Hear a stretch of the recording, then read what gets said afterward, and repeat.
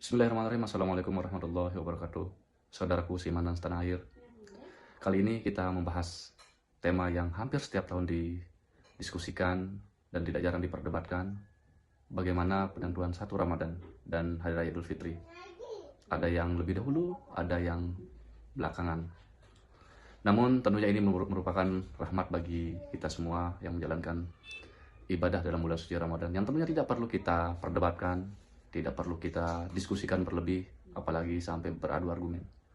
Untuk lebih jelasnya, mari kita saksikan, kita dengarkan kajian tentang penentuan 1 Ramadan oleh Al-Ustadz Adi Hidayat.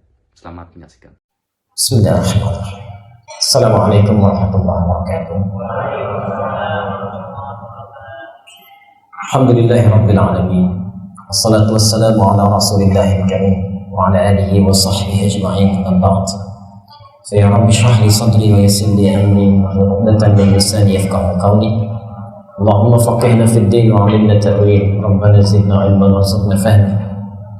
Wa qala ta'ala: Ya ayyuhalladzina amanu taqullaha haqqa tuqatih wa la tamutunna illa wa antum muslimun. Wa qala ya ayyuhan nasu ittaqu rabbakumul ladzi khalaqakum min nafsin wahidah wa khalaqa minha zawjaha وبث منهما رجالا كثيرا ونساء واتقوا الله الذي تساءلون به والأرحام إن الله كان عليكم رقيبا. Bapak Ibu sekalian, semoga Allah selalu menyertai kemuliaan kepada kita semua. Kita awali kajian duha kita dengan bersyukur kepada Allah Subhanahu wa taala bahwa kita masih termasuk digolongkan oleh Allah ke dalam umat yang diringankan langkahnya hingga sampai ke masjid ini untuk dapat bertafaqquh fid din, belajar sebagian dari tuntunan agama Allah. Saya selalu mengawali di awal ta'lim kita menyebutkan satu hadis Nabi SAW dengan bermohon kepada Allah semoga kita digolongkan ke dalam yang disebutkan oleh Nabi ini. Hadisnya tercantum dalam hadis At-Tirmidzi nomor hadis 2858. Rasulullah menyampaikan, "Man salaka tariqan yaltamisu fihi 'ilman sahhalallahu lahu tariqan ilal jannah." Man salaka tariqan, siapa yang menyiapkan dirinya dari tempat dia tinggal menempuh satu jalan, yaltamisu fihi 'ilman, untuk belajar sebagian dari tuntunan agama Allah walaupun hanya sedikit saja. Karena nanti hadis ini diambil oleh seorang yang jalan kaki dari Madinah menuju Syam hanya untuk mendapatkan hadis ini. Satu hadis saja, perhatikan apa yang disampaikan oleh Rasulullah. Sahhalallahu lahu tariqan ilal jannah. Maka Allah akan mudahkan, ringankan langkahnya menuju surga Allah Subhanahu wa taala. Semoga Allah memberikan kemuliaan ini pada kita. Yang dimaksud hadis ini bukan orang yang sering kali ikut ta'lim, bukan orang yang rajin pengajian, tapi ketika dia ikut ta'lim, ikut pengajian, dia catat, dia pahami segala yang disampaikan sehingga mengerti mana yang halal, mana yang haram, paham mana yang benar, mana yang keliru, diketahui mana yang sunnah, mana yang bid'ah, mana yang harus dikerjakan, mana yang harus ditinggalkan. Dengan paham ini, keluar dari tempat dia menuntut ilmu, keluar dari tempat ta'limnya, kemudian dia perbanyak yang halal, dia tinggalkan yang haram. Dia kerjakan yang sunnah, dia jauhi yang bid'ah. Dia kerjakan yang benar, dia jauhkan yang keliru. Nah, itulah yang akan menjadikan ringannya langkah menuju surga. Jadi kalau Bapak Ibu hadir ta'lim dimanapun, rajin mengikuti pengajian, tapi masih belum bisa bedakan, subhanallah, antara yang benar dengan yang keliru, yang haram dengan yang halal, masih terjebak dalam hal yang dilarang, mengerjakan yang bukan sunnah, maka masih berat juga langkah kita menuju surganya Allah Subhanahu wa taala. Karena itu seperti biasa, pekan saya di sesi keempat ini, saya selalu menyampaikan orang-orang terbaik saat di muka bumi dan saat bertemu dengan Rasulullah nanti adalah orang-orang yang nanti akan hadir bersama Rasulullah di surganya, menempati surga urutan nomor pertama. Siapa dia? Dia adalah orang-orang yang, perhatikan kalimatnya, yang akan tinggal bersama Nabi, yang di dunianya senang terhadap sunnah Nabi SAW. Man ahabba sunnati faqad ahabbani wa man ahabbani kana ma'i fil jannah. Siapa yang cinta dengan sunnahku, maka dia sungguh telah mencintaiku. Wa man ahabbani, siapa yang telah mencintaiku, kana ma'i fil jannah, maka dia sudah pasti akan bersamaku di surga. Kalimatnya kana, bukan yakunu. Kana itu artinya pasti. Dia pasti bersamaku di surga. Semoga Allah memberikan kemuliaan pada kita. bisa bersama Rasulullah SAW. Bila di dunia ini kita tidak mampu bersamanya, maka mudah-mudahan kita di hari esok bisa bersama Rasulullah SAW. Karena itu, saya mohon dengan sangat, pegang dengan kuat sunnah Nabi. Aktivitas 24 jam. Kita belajar bagaimana Nabi bangun dari tidurnya, bagaimana Rasulullah SAW makannya, bagaimana sifat sholatnya, bagaimana berjalannya, bagaimana beliau berinteraksi dengan lingkungan sosialnya. Semoga dengan kekuatan itu bisa menjadikan bekal kita yang cukup untuk bertemu dengan Rasulullah. Rugi orang yang di dunianya banyak ibadah, mengenal sunnah Nabi, mengenal kata-kata Nabi, tapi di akhirat tidak berjumpa dengan Rasulullah SAW.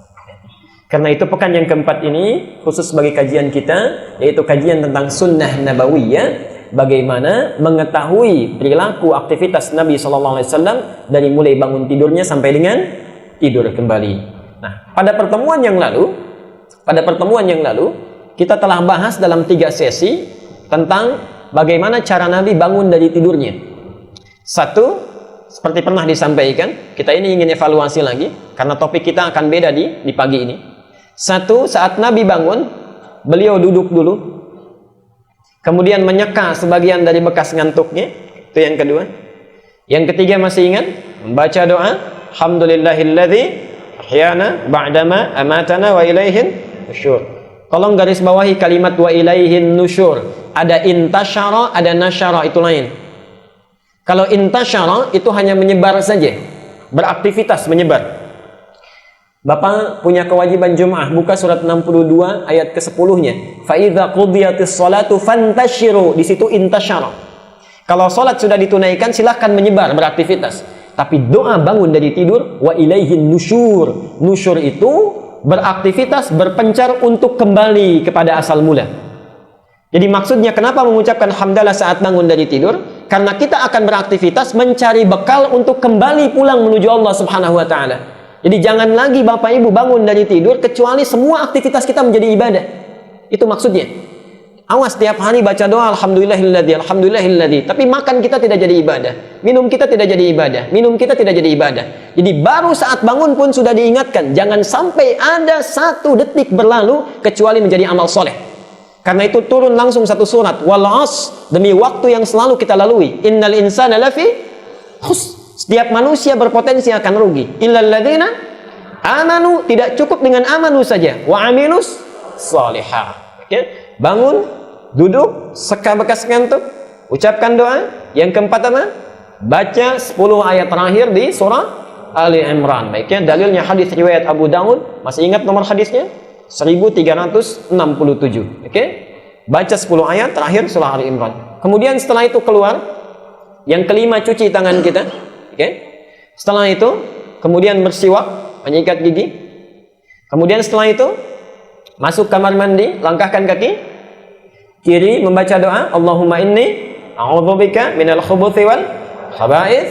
Setelah itu berwudu, atau yang kedua bagi yang berhubungan suami istri, kemudian mandi dulu, mandi janabah. Telah saya uraikan ini seluruhnya. Kemudian balik lagi keluar dari kamar mandi, langkahkan kaki kanan. Baik, berhenti kita sampai di situ. Nah, kita hentikan dulu ini sebentar karena kita akan masuk pada sunnah yang sangat besar yang ingin kita bahas di pagi ini. Sebelum kita bahas tentang sunnah yang sangat besar ini, karena manfaatnya begitu istimewa, kalau kita tidak bahas hari ini, barangkali tidak akan pernah punya kesempatan di tahun ini untuk membahas itu lagi. Kita akan evaluasi dulu dari mulai bangun sampai dengan tadi yang terakhir, materi yang terakhir setelah 3 bulan, Bapak Ibu sudah sampai mana? Sudah diamalkan sejauh mana? Bangun tidur sudah duduk? Alhamdulillah. Menyeka yang ngantuk? Dah. Baik, baca doa 10 ayat terakhir Ali Imran. Sudah 3 bulan loh Bu Pak, sudah 3 bulan. Baik, dengar ya, saya ingin sampaikan, Quran itu tidak sulit. Seorang pengusaha datang ke tempat kajian kami di Pekayang, ingin menghafal Quran. Dia katakan, Ustaz, saya tidak bisa baca Quran. Bukan tidak hafal, tidak bisa baca Quran. Saya bilang, Bapak bersyukurlah. Ada orang sudah bisa baca Quran, gak mau menghafal. Bapak tidak bisa baca Quran, mau menghafal. Datang beliau, saya sampaikan, begini Quran memperkenalkan bagaimana cara dihafal. Ikuti ini. Insya Allah kalau Bapak ikuti, pekan depan datang lagi ke sini, Bapak akan bawa 10 ayat. Apa yang terjadi, Pak? 1 pekan, tidak nunggu lama. 1 pekan beliau membawa 20 ayat. Dan dibaca dengan bacaan yang sangat baik. Pekan selanjutnya 50 ayat. Bila orang yang tidak bisa baca Quran saja 1 minggu sudah membawa 20 ayat, antum yang bacaannya sudah bagus, mushafnya ada, Qurannya ada, 3 bulan 10 ayat belum hafal. Oke? Jadi mulai hari ini jangan lagi kita bertemu di bulan yang akan datang kecuali sudah membawa 10 ayat surah Ali Imran. Insyaallah ya. Baik. Bapak Ibu sekalian, kenapa saya mulai dengan ini? Karena Nabi setiap memulai ta'lim itu selalu bertanya pada para sahabatnya. Siapa yang sudah berbuat kebaikan A? Contoh misalnya, dan subhanallah kita akan lihat hanya ada 1 orang sahabat yang melakukan semuanya itu. Perhatikan kalimatnya, kata Rasulullah, siapa hari ini yang sudah bersedekah? Ana ya Rasulullah. 1 orang mengacungkan tangan. Siapa yang hari ini sudah menengok orang sakit? Ana ya Rasulullah. Yang ketiga, siapa hari ini yang sudah mengantarkan jenazah? Ana ya Rasulullah. Siapa hari ini yang sudah menyolatkan jenazah? Ana ya Rasulullah. Siapa hari ini yang sudah membahagiakan saudaranya? Ana ya Rasulullah. Subhanallah. Di antara sekian banyak orang cuma 1 orang ini mengacungkan tangan. Dialah Abu Bakar As-Siddiq. Abu Bakar As-Siddiq. Orang yang sebagian orang mencelaknya, yang disebut bahkan oleh Nabi, kakinya saja, pahanya saja tidak sebanding dengan amal umat manusia yang ada di bumi ini. Abu Bakar As-Siddiq. Subhanallah. Beliau bisa beramal dengan uangnya, tapi setiap hari mencari siapa yang membutuhkan. Setiap ada yang sakit beliau kunjungi, ada yang meninggal beliau antarkan, beliau salatkan. Nah, tiap hari, mohon maaf, coba Bapak Ibu ukur saat kita bangun, kebaikan apa yang telah kita lakukan di hari ini harus lebih baik daripada yang sebelumnya. Tapi hati-hati ya, jangan bersandar pada hadis palsu, karena ada hadisnya semi palsu. Berbunyi kurang lebih begini. Jadi ada hadis palsu, ada semi palsu, matruk, yang terakhir mungkar. Ini 3 ini mesti ditolak. Maudhu, matruk, mungkar. Ada hadis yang kedua, kualitasnya matruk. Ya. Apa bunyi hadisnya? Man kana yaumuhu khairan min amsihi. Ya. Siapa yang hari ini lebih baik daripada kemarin, faqad rabiha, maka beruntung dia. Siapa yang hari ini sama dengan kemarin, maka rugi dia. Siapa yang hari ini lebih jelek daripada kemarin, maka celaka atau terlaknat dia. Hadis ini bukan hadis yang sahih. Hadis ini hadisnya hadis matruk. Ada 2 versi. 1 diriwayatkan oleh Ibrahim bin Adam. Ibrahim bin Adam menyatakan, saya dikabarkan oleh Hasan Al-Basri. Hasan Al-Basri dapat dari mana? Mimpi ketemu Rasulullah. Jadi nggak sampai sanadnya pada Nabi. Mimpi ketemu Rasulullah, dikabari itu, dipesankan. Ya. Kemudian menyebar, dikira sebagai hadis. Ibrahim bin Adam tidak pernah bertemu dengan Hasan Al-Basri. Oke. Dan versi hadis kedua, itu nanti disebutkan oleh Ad-Dailami dalam kitabnya Musnad Firdaus. Oke. Diriwayatkan oleh Al-Haris namanya. Al-Haris ini orangnya suka berdusta. Hadis yang diriwayatkan oleh orang yang suka berdusta dihukumi hadis matruk. Baik. Bapak Ibu sekalian, tidak berpanjang lebar, apa sunnah yang besar ini yang harus kita bahas di duha ini, sehingga kita hentikan sementara sunnah-sunnah yang dilakukan oleh Nabi sepanjang aktivitas 24 jamnya. Adalah sunnah bagaimana cara menyambut Ramadan dan menetapkan awal Ramadannya serta awal Syawal atau Idul Adha-nya nanti yang akan kita jelang. Jadi materi hari ini kita akan bagi ke dalam 2 bagian. Satu dipaparkan dengan singkat tentang tarhib Ramadan. Tarhib Ramadan, okay. Upaya menyambut dan merencanakan Ramadan. Dan yang kedua, kita akan bahas tentang sunnah Nabi, atau yang paling tepat tuntunan Al-Quran dan sunnah dalam menentukan awal Ramadan, Syawal, dan Idul Adha. Insyaallah. Kita mulai dengan bagian yang pertama. Ayatnya dicatat dulu dalilnya, Quran surah Al-Baqarah 183. Untuk mempermudah, sudah ada slide-nya di sini. Bapak Ibu sekalian, pada bulan Rajab tahun kedua Hijrah, diturunkan oleh Allah firman-Nya yang berisi perintah untuk kewajiban menunaikan ibadah puasa. Karena sebelumnya Nabi pindah dari Makkah ke Madinah, hijrah, kemudian melihat orang Yahudi selalu menunaikan puasa Asyura, diikuti oleh Rasulullah. Kata Rasulullah, kita lebih berhak melakukannya dibandingkan mereka. Diikuti, kemudian ditunaikan itu Asyura, diolok-olok oleh Yahudi. Diolok-olok oleh orang Yahudi. Mereka mengatakan, lihat tuh umatnya Muhammad, katanya. Lihat umatnya Muhammad tidak punya ibadah kecuali mencontek kita. Salatnya meniru kita menghadap ke Baitul Maqdis. Sampai kemudian Allah turunkan surah Al-Baqarah itu ayat 144 ketika Rasulullah sedang makan siang di rumahnya Ummil Bashar, turun ayat itu, kemudian berbaliklah ke arah Masjidil Haram, ya. Fawalli wajhaka syatral Masjidil Haram. Nah, di situ kemudian berputar, karena berputar merubah arah kiblatnya, disebutlah saat itu dengan Masjid Al-Qiblatain. Tadinya bukan masjid, itu rumah. Di rumah. Setelah kemudian Rasulullah SAW wafat, sahabat tahu ada tempat sejarah di situ, ditawarkan pada Ummil Bashar untuk dibeli. Apa jawabannya? Perhatikan. Sahabat meminta, kami akan beli ini untuk jadikan masjid. Kata Ummil Bashar, tidak usah dibeli. Aku wakafkan ini untuk jadi masjid. Dibangunlah itu, sampai sekarang bisa kita lihat, dikenallah dengan Masjid Al-Qiblatain. Setelah turun itu, tidak ada kesempatan lagi untuk mengolok-olok. Selain mengolok-olok tentang puasanya umat Islam. Orang Islam itu tidak punya syariat puasa kecuali meniru kami, katanya. Mereka tidak punya tuntunan.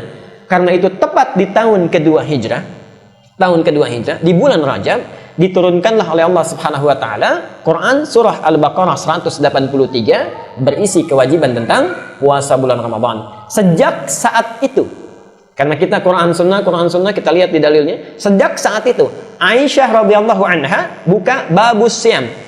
Kitab Al-Bukhari babus Siyam nomor hadis yang kedua.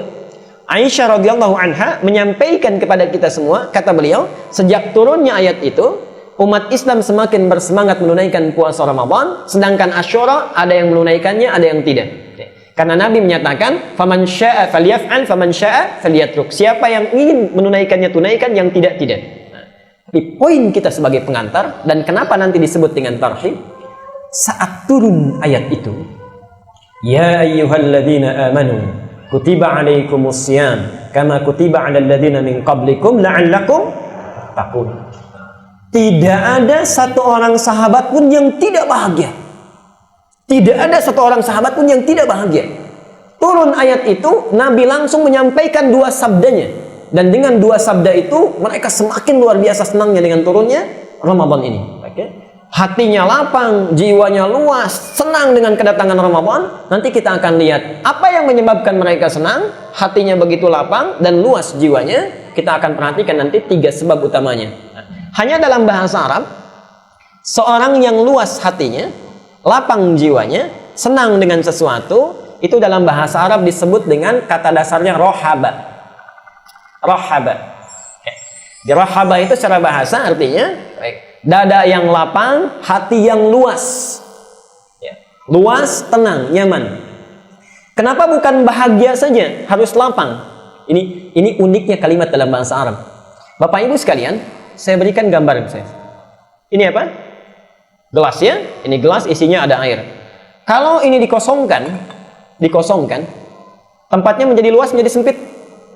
Luas ya, karena belum diisi. Tempat yang luas itu bisa siap diisi dengan apa saja.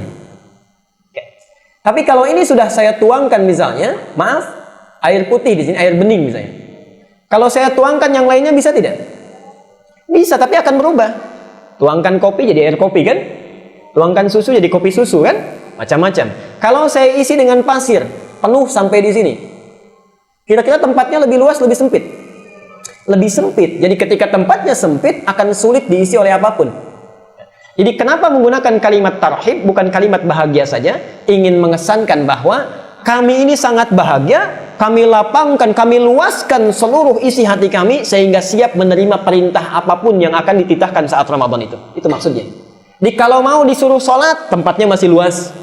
Mau diperintahkan untuk menahan amarah, tempatnya masih luas. Diminta sabar, tempatnya masih luas. Jadi saking senangnya, apa aja siap ditunaikan. Nah, cara untuk menunaikannya dan menunjukkan semangatnya, prosesnya disebut dengan tarhib. Rohaba artinya lapang, luas. Kalau itu ditunjukkan dengan keseriusan dan kesungguhan, maka dirubah namanya menjadi tarhib. Jelas sampai sini? Jadi tarhib Ramadan itu, sering kita dengar tarhib Ramadan. Di tarhib itu upaya untuk melapangkan, meluaskan jiwa kita dan hati kita, disertai rasa kebahagiaan untuk menerima segala perintah yang akan diberikan oleh Allah di bulan Ramadan. Jelas sampai sini? Alhamdulillah. Dari kata inilah, dari kata tarhib, kalau kemudian sudah kita buktikan datang waktunya, lalu kita terima dengan lapang, maka orang Arab merubah dari tarhib menjadi marhaban. Asyik? Alhamdulillah. Dari tarhib menjadi apa? Marhaban. Jadi ada rahaba, ada tarhib, ada marhaban. Rahaba itu kata dasarnya, ya. Rahaba kata dasarnya. Kemudian yang kedua, ada rahaba. Prosesnya yang dilakukan dengan kesungguhan itu disebut dengan tarhib. Jadi ada orang yang baru rahaba saja, ada orang yang sudah tarhib. Kalau yang baru rahaba saja hati lapang, hati lapang. Tapi kalau yang tarhib dia siapkan dari sekarang.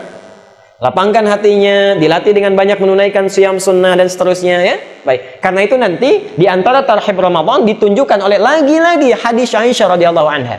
Orang yang sudah tarhib itu sejak masuk bulan Sya'ban, lihat kata Aisyah, Al-Bukhari bab siyam nomor hadis yang ke-8. Kata Aisyah, saya tidak pernah melihat Rasulullah sallallahu alaihi wasallam banyak menunaikan siyam sunnah kecuali di bulan Sya'ban. Jadi sejak Sya'ban pun dia sudah banyak melatih dirinya dengan puasa sunnah, menyiapkan dirinya untuk masuk di Ramadan. Karena kalau sudah dia biasakan akan semakin biasa nanti. Itu tarhib namanya. Jadi bukan sekedar ya saya tarhib. Apalagi bikin acara tarhib Ramadan isinya makan-makan ya nggak sesuai. Oke? Nah, ini yang dimaksudkan. Atau hadis Nabi SAW bukan hanya itu. Hadis Nabi SAW, perhatikan. At-Tirmidzi nomor hadis 665. At-Tirmidzi nomor hadis 665. Apa yang disampaikan di situ? Beliau ini atau orang yang tarhib ini itu selalu memperbanyak doanya bahkan sampai di penghujung Sya'ban. Allahumma ahillahu alaina bil yumni wal iman was salamati wal islam rabbi wa rabbukam Allah. Kenapa tidak ada yang nyambung? Belum hafal doanya? Bukankah sudah saya tulis ini? Baik. Itu diperbanyak doa itu, Bu, Pak. Karena kita belum tentu tahu sampai tidak ke bulan Ramadan. Jangan-jangan pulang dari sini ada yang wafat. Mungkin. Bisa saya duluan? Bisa Ibu duluan? Pak Ketua DKM jangan karena belum umroh kita. Baik ya. Bisa itu bisa terjadi. Karena itu diperbanyak doa kepada Allah, minta, hati-hati ya. Nanti ada 2 doa, hadisnya itu mungkar. Dan itu yang sering dibaca, itu yang keliru.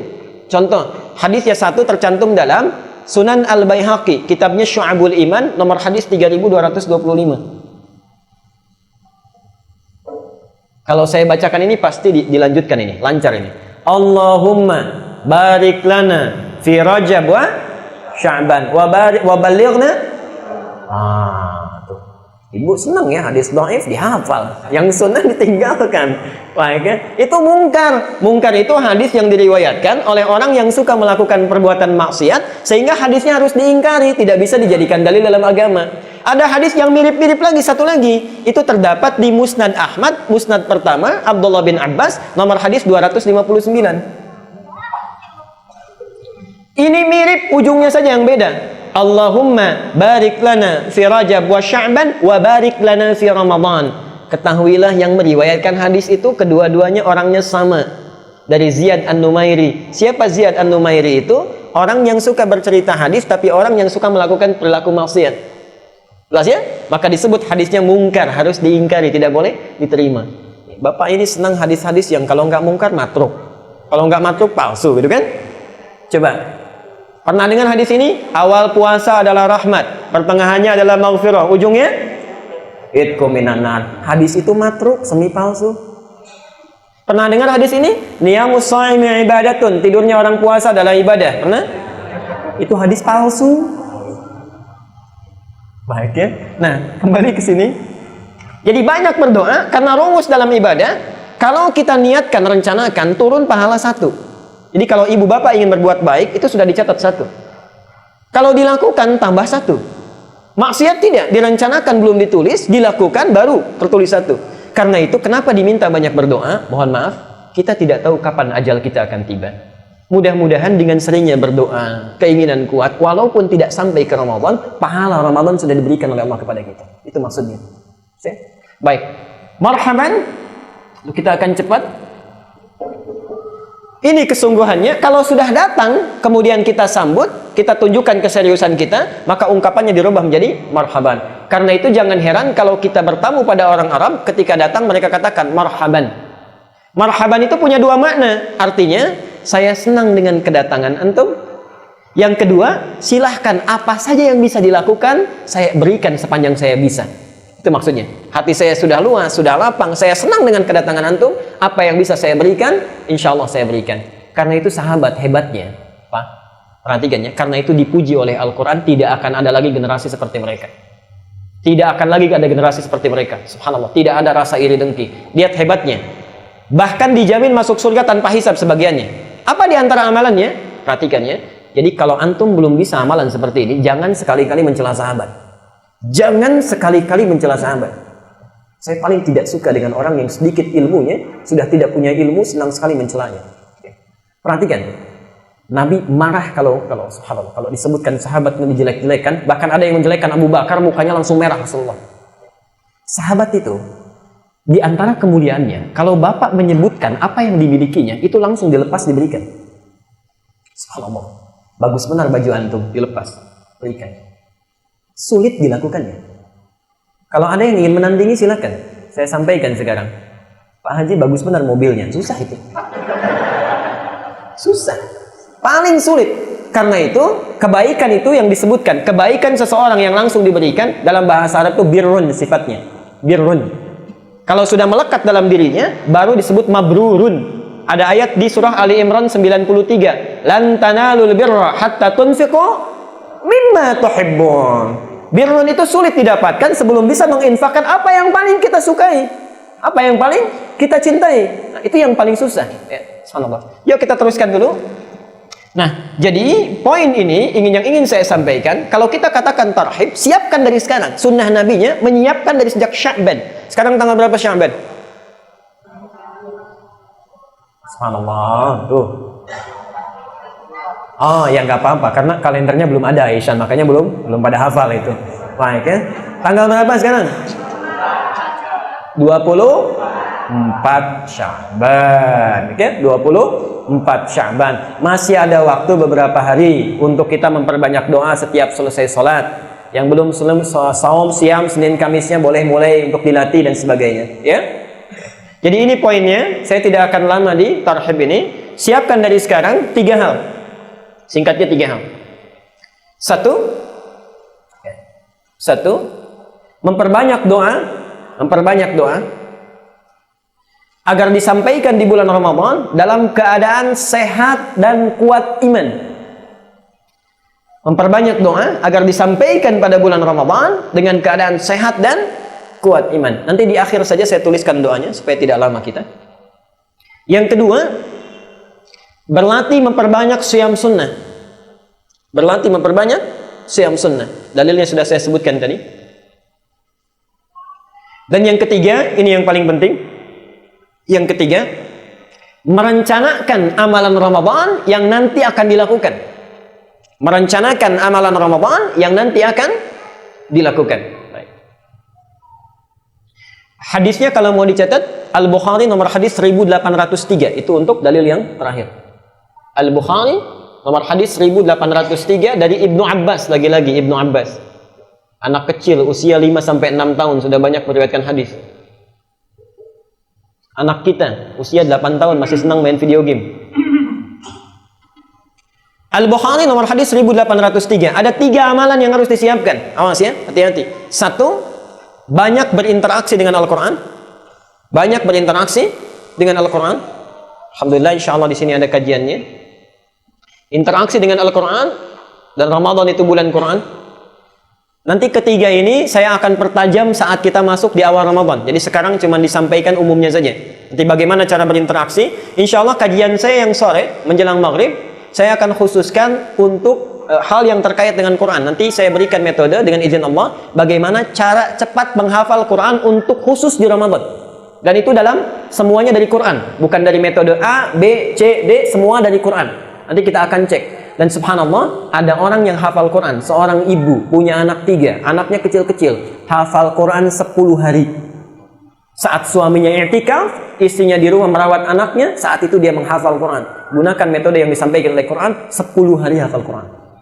Ada yang hafal 15 hari, ada yang hafal 25 hari. Kita akan lihat kira-kira alumni i'tikaf Al-Ihsan hafal berapa hari itu. Yang kedua, memperbanyak sedekah. Perbanyak sedekah.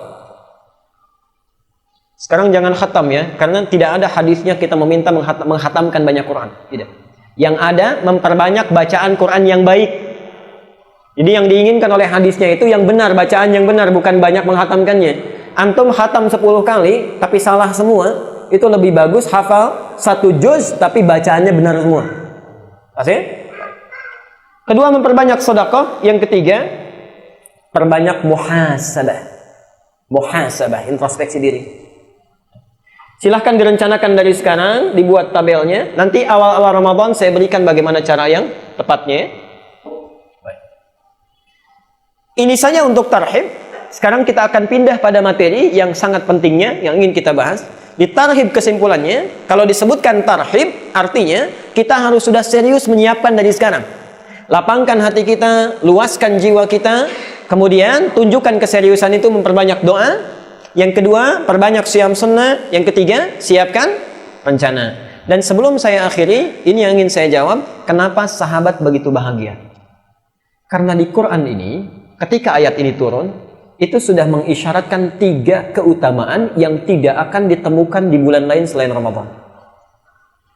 Ada 3 keutamaan yang tidak akan ditemukan di bulan-bulan lainnya kecuali hanya Ramadan saja.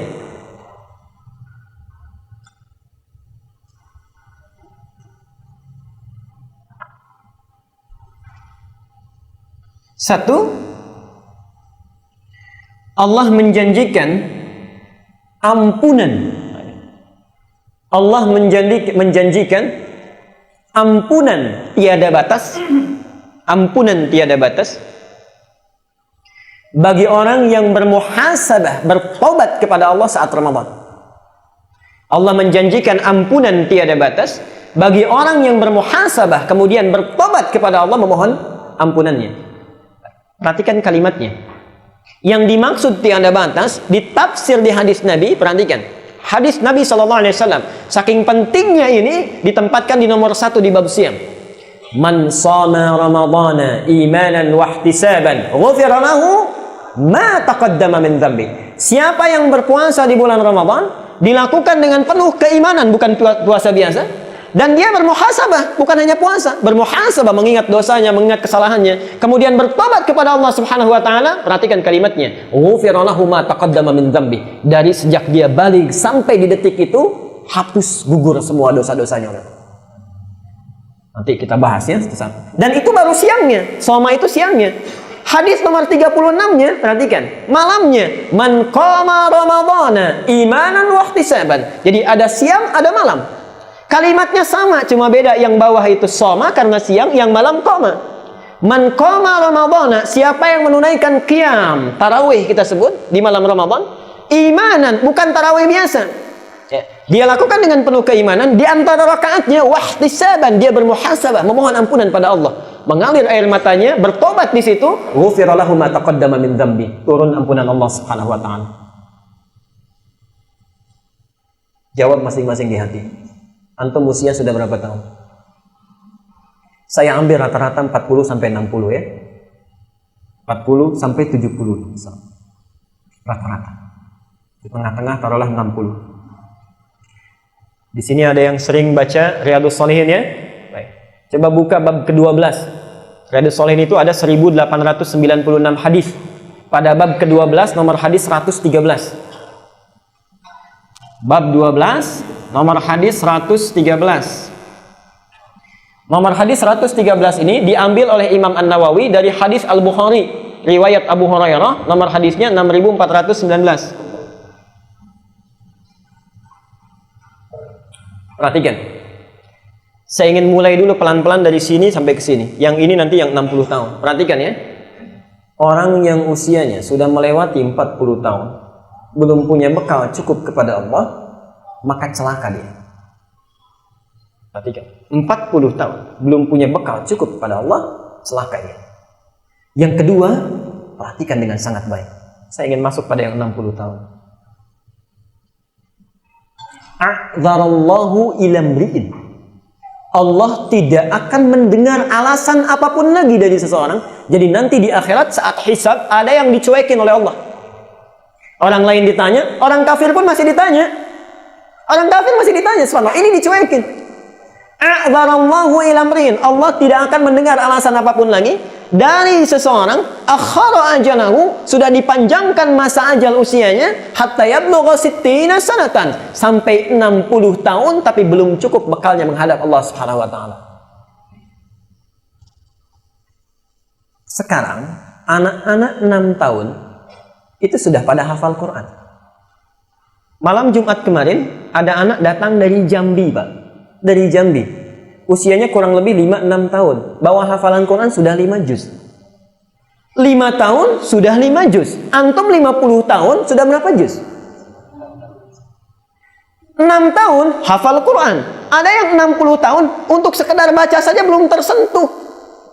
Kalau sudah diberikan masa waktu 60 tahun, membaca saja kita sulit untuk mau membaca, berapa lama lagi waktu yang antum butuhkan untuk mau belajar membaca Quran? Hati-hati, orang seperti ini tahu hukumannya nanti. Ditenggelamkan oleh Allah ke dasar neraka sampai dia berteriak-teriak. Ya Allah, tolong keluarkan kami dari sini. Keluarkan kami dari sini. Beri kesempatan untuk memperbaiki amal soleh, tidak seperti yang sebelumnya. Ada di surat Fatir, surat 35 ayat ke-37. Itu hukumannya.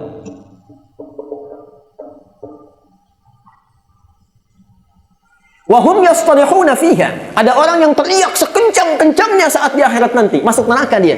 Apa yang dikatakan? Rabbana akhrijna na'mal salihah. Ya Allah, tolong beri kami kesempatan. Keluarkan dari sini untuk beramal soleh. Ghairal ladzi kunna na'mal. Tidak seperti amalan yang pernah kami lakukan dulu. Perhatikan apa jawab Allah. Garis bawahnya di sini mumpung kita masih punya waktu untuk beramal. Awalam nu'ammirkum. Bukankah aku telah berikan engkau waktu yang begitu panjang? Ma yatadzakkaru fihi, dengan waktu ini engkau bisa merencanakan amalan-amalan yang dilakukan. Man tadzakkar, orang lain seusiamu bisa, kenapa kamu tidak? Wa ja'akumun nadhir, sedangkan sudah datang orang yang memperingatkan engkau dengan itu. Jadi kalau 6 tahun bisa baca Quran, kita 60 tahun belum bisa baca Quran, jangan salahkan kalau besok berteriak-teriak nanti. Hati-hati, siapkan dari sekarang. Karena itu ayat ini langsung dibuka sebagai muqaddimah di bab ke-12 itu oleh Imam An-Nawawi. Nah, Bapak Ibu sekalian, apa kaitan dengan Ramadan? Persis, jangan tunggu besoknya. Jangan tunggu besoknya. Antum malam Ramadan, kita misalnya menunaikan tarawih, jangan tunggu besoknya. Baik. Insya Allah tahun ini tanggal berapa kita? 28 ada yang? Tuh, sudah salah lagi. Tanggal 1 Ramadan. Kekurangan kita kan tidak menghafal kalender Hijriah, jadi berbeda terus gitu ya. Kalau hafal insya Allah sama.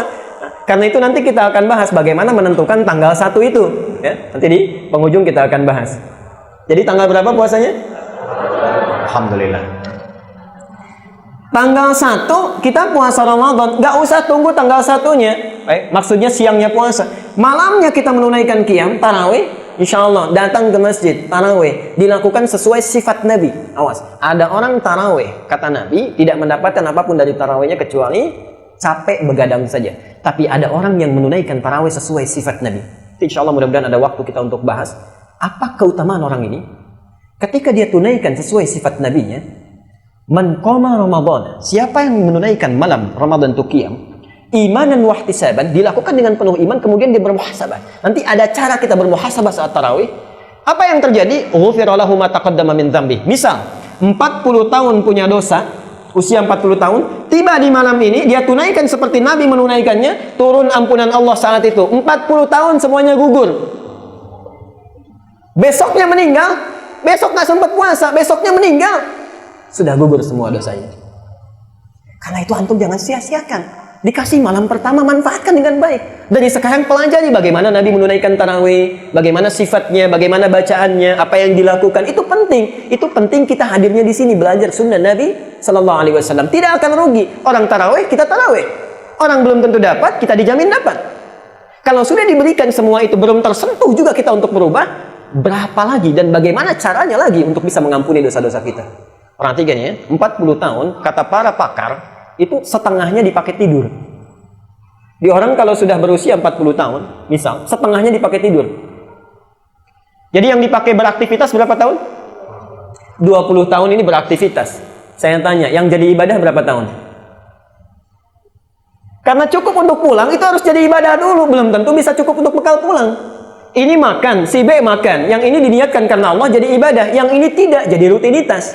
Karena itu muncul di setiap kitab. Dalil pertama di kitab hadisnya, innamal a'malu bin niat, supaya jadi ibadah. Oke?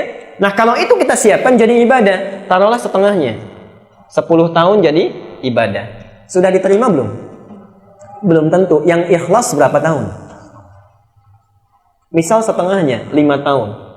Jadi orang yang punya usia 40 tahun, potensi amal diterimanya mungkin 5 tahun saja. Yang ikhlas barangkali baru segini. Dan ikhlas itu dijaga sampai meninggal dunia. Sebelum wafat tiba-tiba ria, diungkit lagi amalannya, disebarkan, dibuat spanduk dan sebagainya. Dari Sabang sampai Merauke, kan? Karena ada pemilihan disebutkan, saya pernah melakukan ini, saya pernah melakukan itu. Disampaikan A, B, C dan sebagainya. Itu tahu dari ujung Aceh sampai dengan ujung Papua. 5 tahun berkurang lagi. Berapa sisanya? Oke? Perhatikan. Tidak mudah kita menyiapkan tiket untuk ke surga. Karena itu diturunkan oleh Allah subhanallah. Bagian kedua, saking pentingnya langsung turun suratnya sekaligus. Baik, suratnya sekaligus. Surah Al-Qadar. Ini yang menjadikan sahabat sangat bahagia pada saat itu. Surah Al-Qadar. Inna anzalnahu fi Lailatul Qadar. Jadi kalau keistimewaan pertama tadi, turunnya ampunan Allah. Keistimewaan yang kedua, kenapa sahabat begitu bahagia? Perhatikan kalimatnya.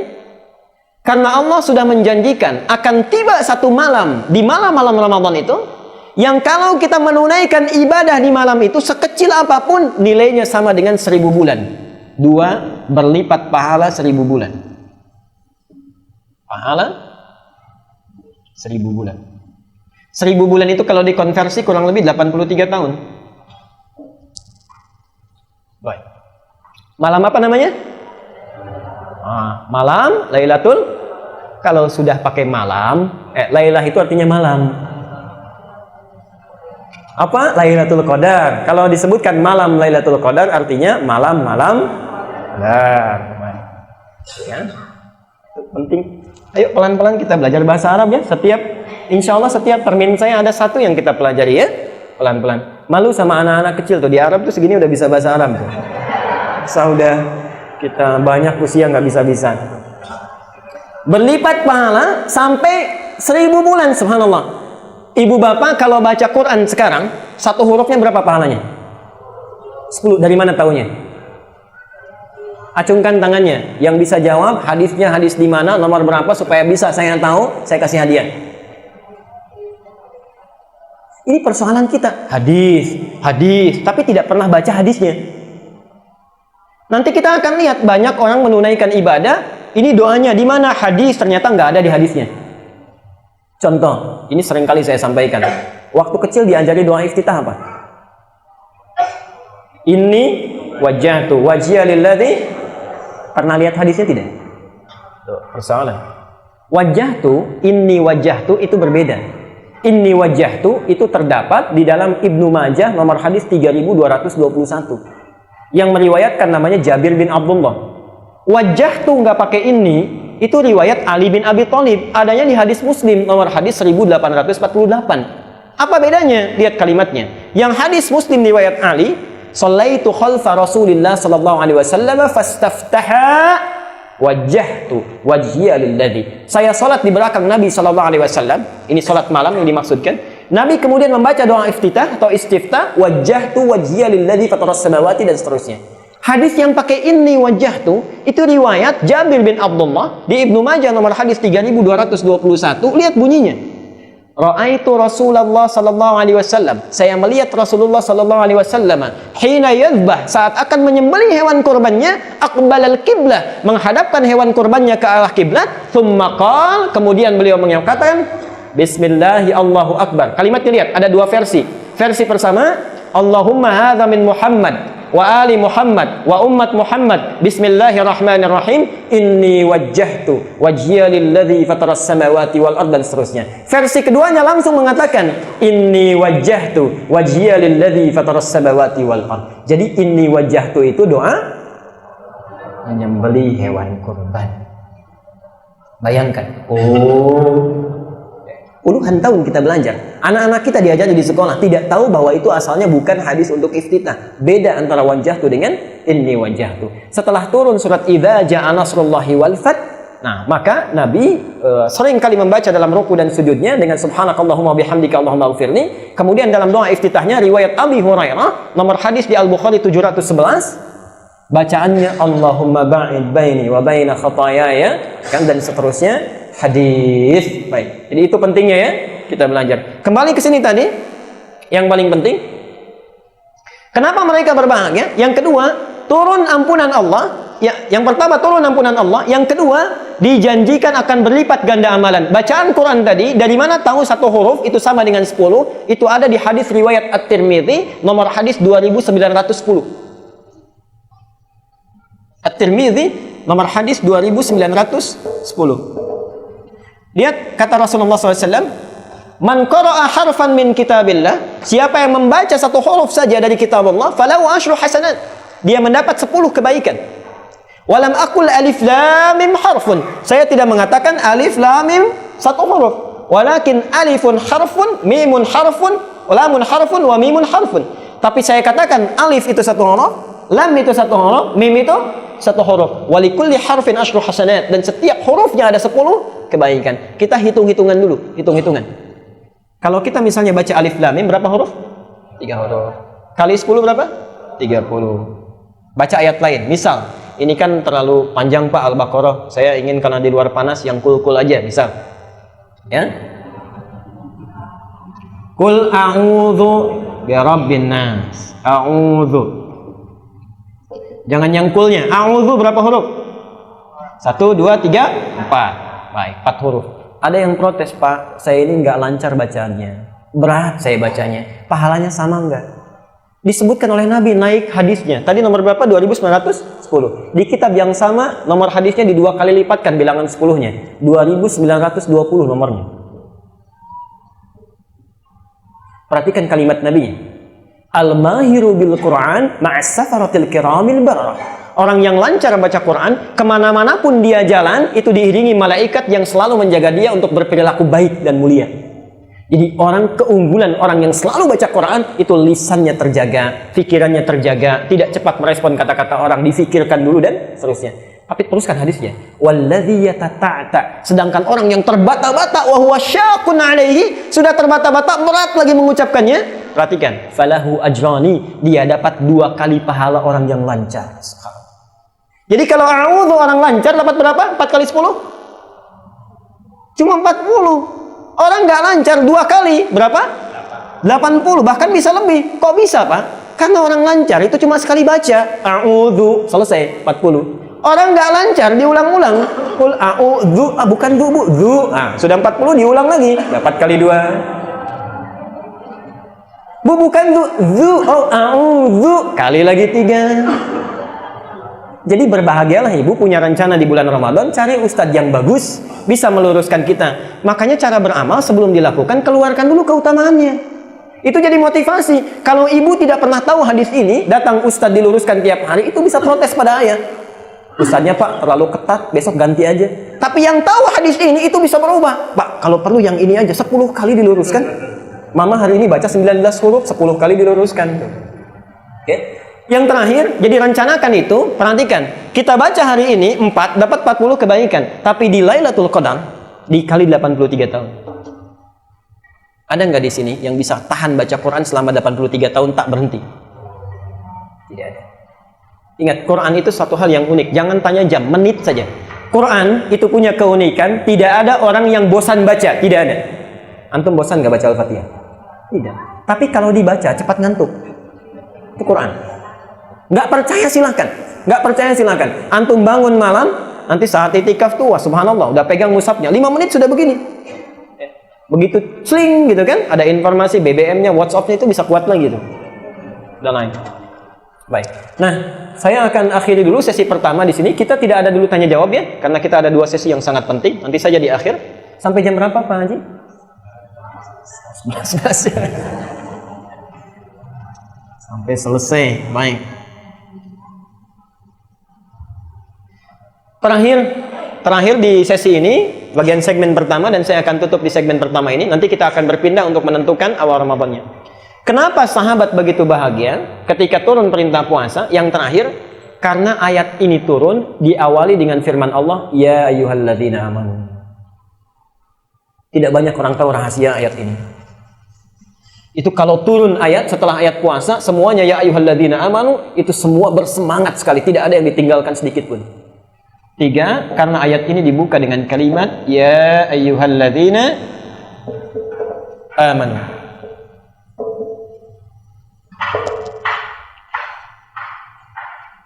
Bapak Ibu sekalian, perhatikan kalimatnya pembuka ini. Saya sebutkan dulu informasinya lalu saya tafsirkan singkatnya. Ya, ini terulang sebanyak 361 kali dalam Al-Quran. Ayyuha terulang sebanyak 150 kali dalam Al-Quran. Alladzina terulang sebanyak 1080 kali dalam Al-Quran. Dan amanu terulang sebanyak 258 kali dalam Al-Quran. Perhatikan kalimat ini. Ya, ini dalam bahasa Arab disebut harfun nida, huruf untuk menyeru, memanggil. Tapi bukan sekedar memanggil, memanggil dengan 3 jarak yang berbeda. Memanggil dengan 3 jarak yang berbeda. 1, memanggil orang dengan jarak yang dekat. Misal, ada Ali di sini dekat dengan saya panggil Ali ke sini. Ya Ali ta'al. Pakai ya. Jelas ya? Yang kedua, memanggil orang dengan jarak yang menengah. Agak menengah, tidak jauh, tidak dekat. Misal ada Ahmad, saya panggil Ya Ahmad ta'al. Ahmad, sini. Yang ketiga, ini yang paling penting, memanggil orang dengan jarak yang jauh. Muhammad jauh, saya panggil Ya Muhammad ta'al, Muhammad sini. Jadi ketika Allah memanggil kita untuk menunaikan puasa, dipanggil dengan 1 huruf ini, ya, dengan semua jaraknya. Perhatikan sekarang, di sini keindahannya. Ketika huruf ini disandingkan dengan kata iman, perhatikan terjemah tafsirnya.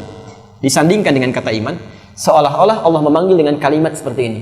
Hai orang-orang Islam yang telah beriman, aku tahu kadar keimanan kalian berbeda-beda. Ada yang imannya sangat kuat sehingga merasa dekat denganku. Orang yang kuat imannya dekat dengan Allah subhanallah. Perhatikan, kadang-kadang belum dipanggil pun sudah nunggu. Adzan zuhur misalnya jam berapa sekarang? 11.55 misal. Ada orang setengah 12, 11.30 sudah di masjid. Sudah nunggu. Dia tidak menunggu Allah panggil, sebelum dipanggil sudah datang.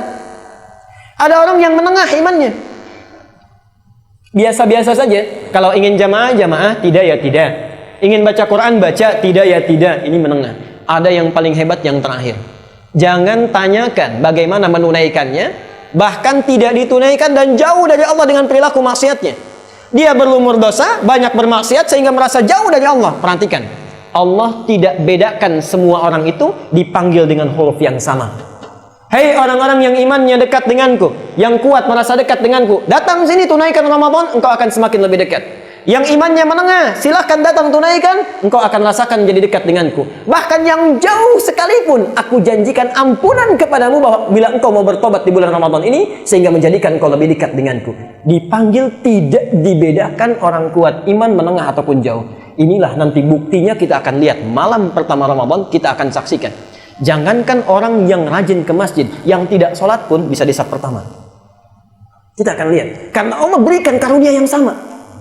Yang jarang baca Quran pun, begitu ada baca Quran, mushafnya paling besar. Itu bisa terjadi.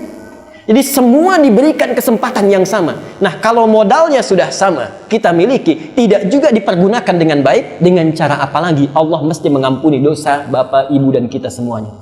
Karena itu sebagai penutup segmen ini, buka hadisnya riwayat Mustadrak Al-Hakim Naisaburi, nomor hadis 7256. Singkat saja, perhatikan kalimatnya, singkat saja, saya potong sejenak. Bu'dan liman adraka Ramadana falam yughfar lahu. Ini bukan Nabi yang menyampaikan, langsung malaikat Jibril. Saat Nabi akan naik ke mimbarnya baru 1 langkah, datang Jibril menyampaikan, bu'dan liman adraka Ramadana falam yughfar lahu. Ya Muhammad, celaka dan akan jauh dari Allah orang yang sudah disampaikan ke bulan Ramadan tapi tidak mampu diampuni dosa-dosanya. Orang lain, saya seringkali terharu dengan ini. Bapak Ibu sekalian, barangkali anak-anak Palestina itu, anak-anak Syria, anak-anak di Irak, anak-anak di Afghanistan, orang-orang yang disembelih di Afrika Tengah, orang-orang yang ditindas itu di wilayah Myanmar, barangkali cepat diambil oleh Allah karena mungkin bekalnya sudah siap. Anaknya itu sudah hafal Quran. Saya sering kali menyampaikan, anak Palestina itu yang kecil-kecil kalau sudah hafal Quran, begitu datang drone Israel menaburkan, menghujankan bom dan peluru itu bukan sembunyi, Bu, Pak. Keluar bawa senjata mainan lalu katakan pada temannya, itu lihat nama saya sudah terukir di bom itu, saya pulang duluan. Kata temannya, tidak, saya pulang duluan. Karena anak ini sudah paham. Nabi menyampaikan ketika akan masuk surga, kita diminta baca Quran. Waqra warattil fa inna akhira qiraatika akhiru manzilatika. Baca Quranmu dengan tartil, akhir bacaanmu itulah tempat tinggalmu di surga. Mereka pelajari di alam barzah. Buka ayatnya, Ali Imran 169. Bagaimana Allah memberikan kebaikan yang besar kepada mereka. Bahkan dianggap meninggal tapi hidup di sisi Allah. Diberikan rezeki. Sampai bahasa Qurannya, perhatikan. Wa yastabshiruna alladhina lam yalhaqu min khalfihim alla khawfun alaihim wa lahum yahzanun. Kalau mereka mampu akan pulang kepada keluarga yang ditinggalkan. Engkau jangan sedih, jangan nangis, jangan takut. Kalau bisa cepat ke sini, saya ini senang-senang di sini. Karena itu mereka kuat keluar karena sudah siap bekalnya. Kita barangkali dihidupkan sampai detik ini karena menurut Allah ada dosa yang tidak bisa diampuni kecuali sampai di Ramadan. Ada amal yang belum cukup untuk pulang kecuali dilipat gandakan di Ramadan. Jadi kalau orang lain diwafatkan, kita dihidupkan, sudah sampai, belum mampu juga tersentuh untuk mohon ampunan, diampuni oleh Allah. Kata Jibril, celaka orang itu, keterlaluan. Berapa lama lagi Ramadan yang dibutuhkan untuk sekadar kita kembali pada Allah? Belum tentu tahun depan kita dapat Ramadan. Kata Nabi apa dijawab? Amin, amin. Langsung Rasulullah mengaminkan. Jibril menyatakan doanya, Rasulullah langsung mengaminkan.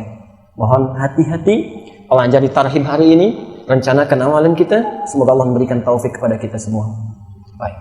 Tidak cukup dengan amin itu ya. Nanti tulis dulu, pahami dulu, kemudian siapkan amalan kita. Baik ya, itu artinya amin. Nah, sekarang pertanyaannya, bagaimana mengetahui awal Ramadan itu?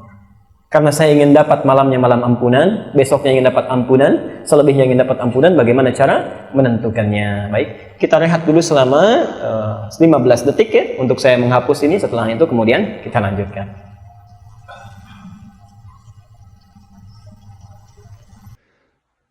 Demikian tadi seluruh uraian hikmah tentang nilai-nilai ibadah, betapa agungnya bulan suci Ramadan, termasuk sudah dibahas tadi bagaimana cara menentukan satu Ramadan menurut ilmu, bukan menurut pendapat masing-masing, yang tentunya akan menambah wawasan kita sehingga dalam melaksanakan ibadah puasa kita lebih hikmat, lebih khusyuk, sehingga bisa memberikan kebaikan kepada kita semua.